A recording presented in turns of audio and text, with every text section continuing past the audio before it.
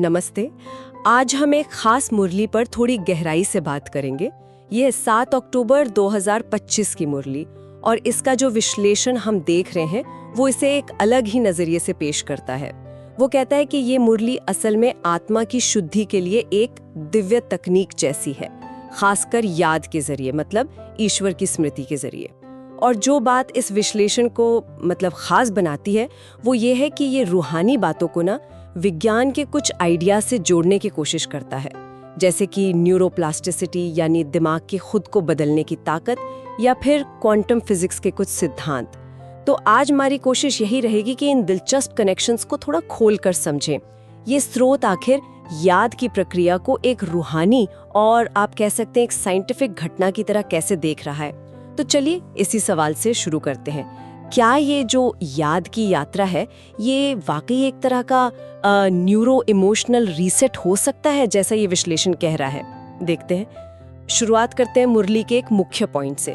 याद की यात्रा में रहे आत्मा को पावन बनाने का पुरुषार्थ अभी ही चलता है। विश्लेषण के हिसाब से इसका सीधा मतलब है कि आत्मा की सफाई, उसकी पवित्रता पाने का ये खास समय संगम युग ही है और तरीका है याद, और ये किसी और युग में पॉसिबल नहीं बताया गया है। बिल्कुल। और यहीं पर आप देखिए स्रोत विज्ञान की तरफ इशारा करता है। कहता है कि जब हमारा ध्यान, हमारी चेतना परमात्मा पर मतलब परम प्रकाश पर टिकती है तो ब्रेन में खास तरह की वेव्स, थीटा और गामा वेव्स, उनके बीच एक तालमेल, एक कोहेरेंस बढ़ता है। इसे वो एक तरह का न्यूरल डिटॉक्सिफिकेशन या दिमागी सफाई की प्रक्रिया जैसा मानते हैं। अच्छा, न्यूरल डिटॉक्सिफिकेशन। हाँ, आसान शब्दों में कहें तो पुरानी जो इमोशनल चोटें हैं, गहरी आदतें हैं, संस्कार हैं, जो दिमाग में गहरी छाप छोड़ जाते हैं, न्यूरल इम्प्रिंट्स जिन्हें कहते हैं, वो धीरे धीरे घुलने लगते हैं या कह लीजिए कमजोर पड़ जाते हैं। साइकोलॉजी में भी तो बात होती ना न्यूरो इमोशनल रीसेट की। हाँ। तो स्रोत के मुताबिक ये जो एकाग्रता से की गई याद है, ये एक तरह की वाइब्रेशनल क्लींजिंग है, कंपनों के जरिए शुद्धि। चना के एक आध्यात्मिक प्रैक्टिस का असर ब्रेन की फंक्शनिंग पर हो सकता है, ये वाकई दिलचस्प है, जैसा स्रोत बता रहा है। अच्छा, अब मुरली में एक और बात है। इस पुरानी दुनिया को भूल अपने स्वीट होम और नई दुनिया को याद करो। स्रोत के विश्लेषण के अनुसार इसका क्या मतलब हुआ? यही के मन को पुरानी दुनिया की बातों से, दुखों से, मोह से हटाकर परमधाम यानी स्वीट होम की शांति और नई दुनिया की खुशी को याद करना। हाँ, और स्रोत इसे सीधे सीधे न्यूरोप्लास्टिक के आइडिया से जोड़ता है। न्यूरोप्लास्टी मतलब दिमाग की वो कमाल की एबिलिटी जिससे वो अपने कनेक्शंस बदल सकता है, जैसे एक्सरसाइज से मसल्स बनती हैं। बिल्कुल। तो स्रोत कहता है जब हम पुरानी दुनिया की बातें सोचते हैं, पुरानी आदतें, दुख, लगाव, तो दिमाग के पुराने रास्ते, पुराने सॉकेट ही एक्टिवेट होते रहते हैं। लेकिन जब हम स्वीट होम, सोल वर्ल्ड की शांति की कल्पना करते हैं तो दिमाग में शांति और स्थिरता के, समझ लीजिए, नए रास्ते बनने लगते हैं। अच्छा, एक आम कहावत भी है, आप जैसा बार बार सोचते हैं आपका दिमाग वैसा ही बनता जाता है। हाँ, ये तो सुना है। स्रोत इसी बात को बी के नजरिए से जोड़ता है, जैसी दृष्टि वैसी सृष्टि। हमारी सोच ही हमारी दुनिया बनाती है एक तरह से।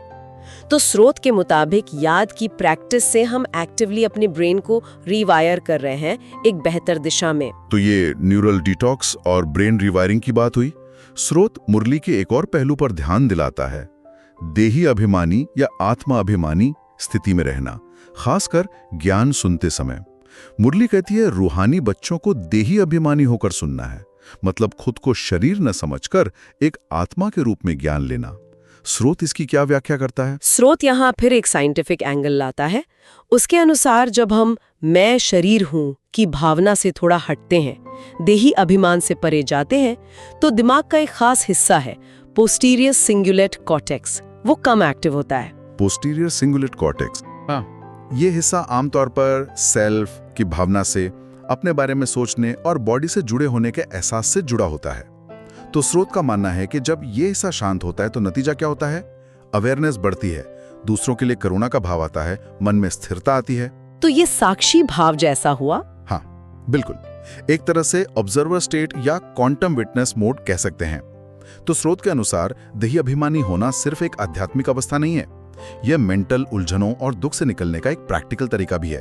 अच्छा, तो ये आत्मिक स्थिति और ब्रेन कनेक्शन की बात हुई स्रोत के हिसाब से। मुरली में ज्ञान और भक्ति के चक्र का भी जिक्र है।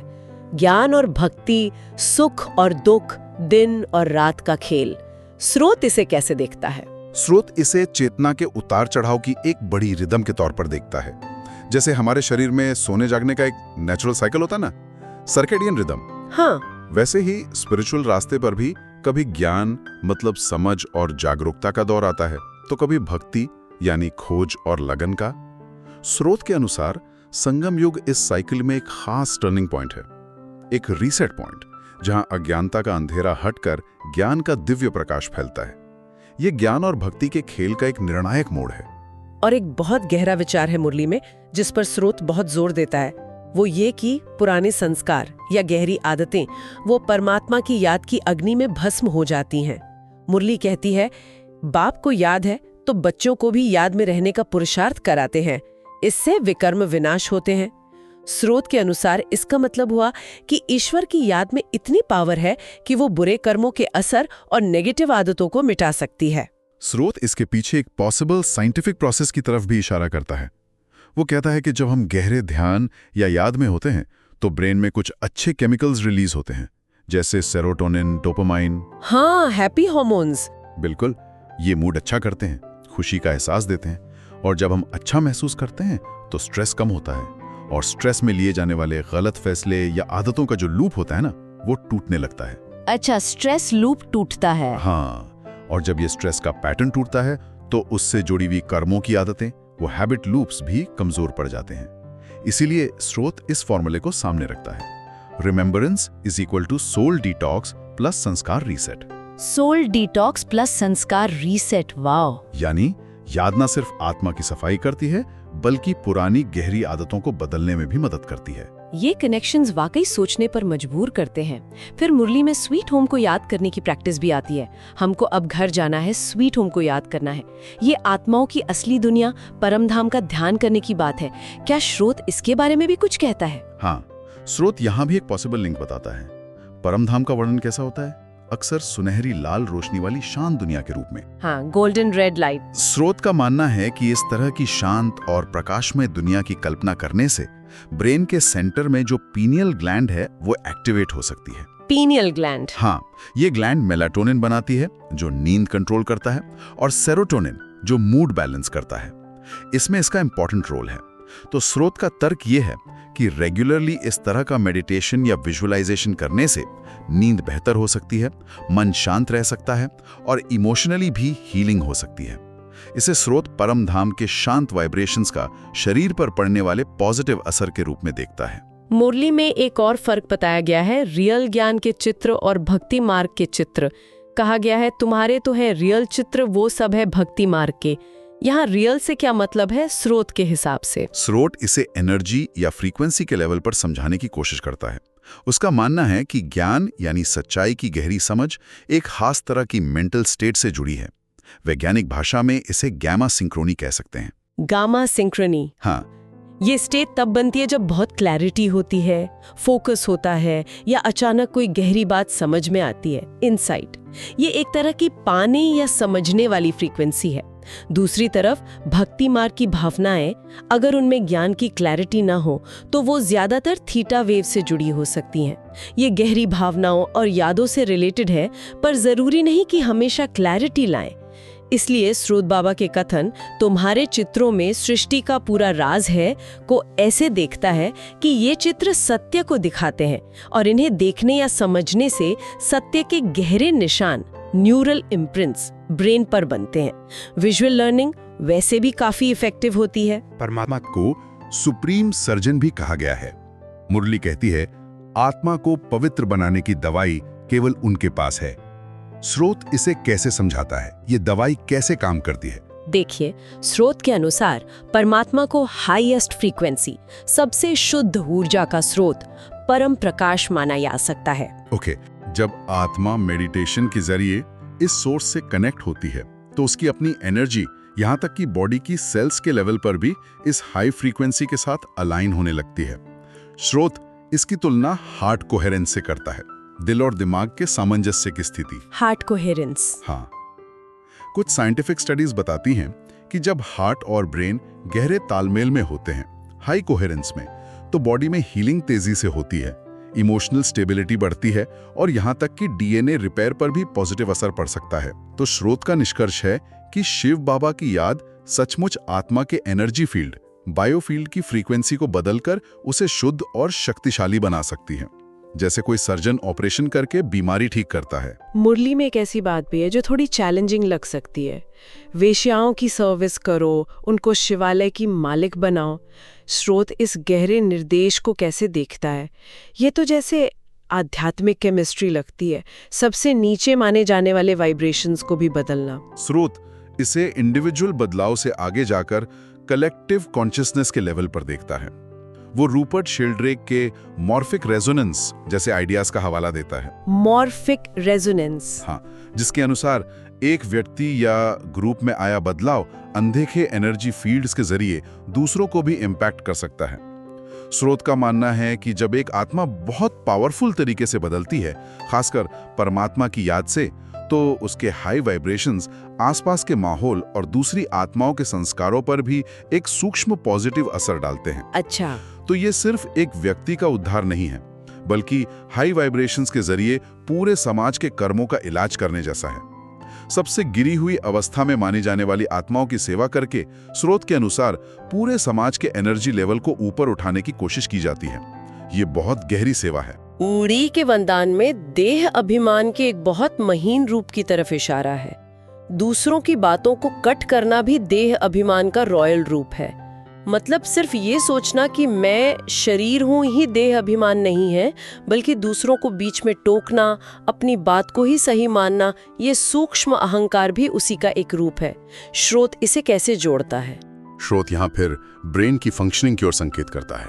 ईगो या मैं सही हूं कि भावना अक्सर दिमाग के लेफ्ट प्रीफ्रंटल कॉर्टेक्स की ज्यादा एक्टिविटी से जुड़ी होती है।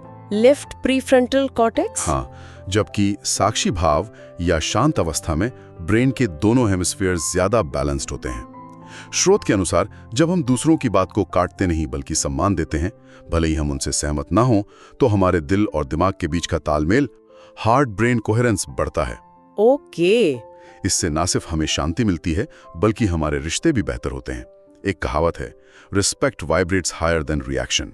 सम्मान का वाइब्रेशन रिएक्शन से ऊंचा होता है। सर, इसका मतलब है कि हमारे शुद्ध विचार और पॉजिटिव वाइब्रेशंस भेजना, ये अपने आप में सबसे ऊंची सेवा है। क्या इसका भी कोई साइंटिफिक बेस्ड स्रोत बताता है? हाँ, स्रोत यहाँ भी मॉडर्न साइंस के कुछ आइडियाज का जिक्र करता है। विचार सिर्फ हमारे मन में नहीं रहते, वो एक तरह की एनर्जीज हैं जिन्हें मेजर किया जा सकता है। जैसे ईईजी मशीन ब्रेन वेव्स को मापती है। क्वांटम फिजिक्स भी थॉट के एनर्जी फील्ड पर बात करती है। कुछ रिसर्च जैसे ग्लोबल कॉन्शियसनेस प्रोजेक्ट ये दिखाते हैं कि जब बहुत से लोग एक साथ एक ही अच्छी भावना पर फोकस करते हैं, तो उसका असर दुनिया की घटनाओं पर भी पड़ सकता है, भले ही वो बहुत सूक्ष्म हो। अच्छा। स्रोत का मानना है कि इसी तरह जब हम किसी के लिए दिल से अच्छी भावनाएं, शुभकामनाएं भेजते हैं, तो ये विचार एक एनर्जी के रूप में उन तक पहुंच सकते हैं और उनकी इमोशनल स्टेट को बेहतर बनाने में मदद कर सकते हैं। इसे स्रोत वाइब्रेशनल हीलिंग या कंपनों द्वारा उपचार कहता है, जो बिना बोले बिना कुछ किए सिर्फ शुद्ध मन से की जा सकती है। तो अगर हम आज की इस पूरी चर्चा को समेटें, तो स्रोत के विश्लेषण का मुख्य पॉइंट ये लगता है कि याद या परमात्मा की स्मृति सिर्फ एक धार्मिक या आध्यात्मिक क्रिया नहीं है। ये एक मल्टी डायमेंशनल प्रोसेस है जिसके गहरे मनोवैज्ञानिक और स्रोत के अनुसार पॉसिबली शारीरिक प्रभाव भी हो सकते हैं। हमने देखा कि कैसे ये विश्लेषण मुरली के आध्यात्मिक विचारों को विज्ञान के कुछ कॉन्सेप्ट से जोड़ने की कोशिश करता है, जैसे आत्मा शुद्धि को न्यूरल डिटॉक्स से, पुरानी दुनिया को भूलने को न्यूरल रीवायरिंग से। बिल्कुल। और जो सबसे बड़ा आइडिया स्रोत सामने रखता है वो ये है कि परमात्मा की याद शायद हमारे लिए अवेलेबल सबसे पावरफुल फ्रीक्वेंसी अपग्रेड है। जब आत्मा अपने सोर्स परम प्रकाश से जुड़ती है, तो स्रोत के अनुसार पुराने कर्मों के बोझ हल्के होते हैं, नेगेटिव आदतें या संस्कार भस्म होते हैं और हमारे अंदर शांति और पवित्रता का एक नया दिव्य कोड या कह लीजिए डीएनए एक्टिवेट होता है। ये सिर्फ सोचने की एक्सरसाइज नहीं है, बल्कि एनर्जी और चेतना के लेवल पर एक गहरा बदलाव लाने वाली प्रक्रिया है, ऐसा स्रोत का मानना है। ये सारी बातें वाकई सोचने पर मजबूर करती हैं। स्रोत ये दावा करता है कि एकाग्रता से की गई याद एक व्यक्ति के अंदर इतने गहरे बदलाव ला सकती है, ब्रेन के लेवल पर, एनर्जी के लेवल पर और इमोशंस के लेवल पर। अगर ये सच है तो जरा सोचिए, जब बहुत सारे लोग एक साथ एक ही समय पर एक ही शुद्ध इरादे से इस याद का अभ्यास करें तो उसका कलेक्टिव असर क्या हो सकता है। चेतना और बायोलॉजी के बीच का ये रिश्ता, जिसे साइंस अभी पूरी तरह शायद नहीं समझ पाया है, ये कलेक्टिव लेवल पर इंसानियत के लिए क्या नई संभावनाएं खोल सकता है। ये एक ऐसा सवाल है जो ये विश्लेषण हमारे सामने छोड़ जाता है।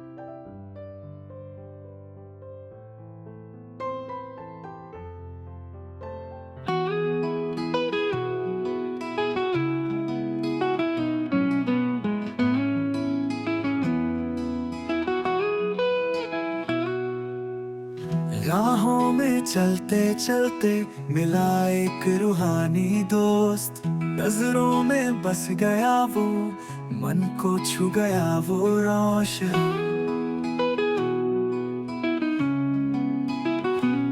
सांसों में बस गया नाम तेरा, दिल ने पुकारा प्यार से मेरा। अंधेरों में जोत जलाए तू ही मेरा अरमान। मुखड़ा हो में चलते चलते मिला एक रूहानी दोस्त, जिसके बिना अब जीवन लगता है सूना रोज।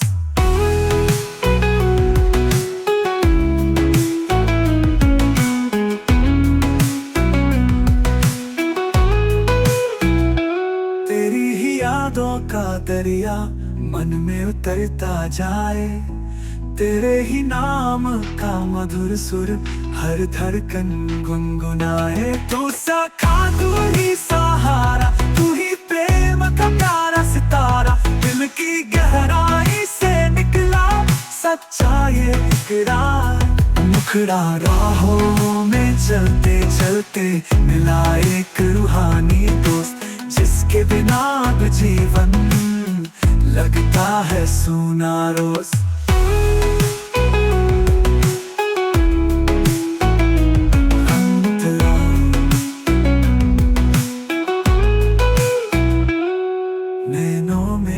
सपनों में तू, हर श्वास में तेरा ही नाम। शिव मेरे रूहानी सजन, तेरे बिना सब है अधूरा था।